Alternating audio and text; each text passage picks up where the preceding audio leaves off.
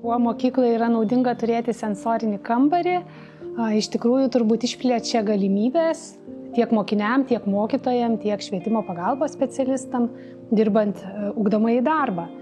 Iki kol neturėjom sensorinio kambario, neturėjom galimybės pasinaudoti papildomomis technologijomis, kurias šis kambarys mums suteikia. Tai kambary yra keletą priemonių ir tos, kurios labiausiai pasiteisina arba labiausiai tinka mokiniam ir mokiniai jas labiausiai įsisavina, tai aišku yra visa sensorinė stimuliacija. Tai pirmas dalykas, į ką mokiniai atkreipia dėmesį, kuo susižavi, kas juos patraukia, tai yra šviesos ir garsas. Dar ką plačiai naudojam ir turiu planų, kiek įmanoma daugiau integruoti į ugdymo turinį, tai yra virtualieji akiniai.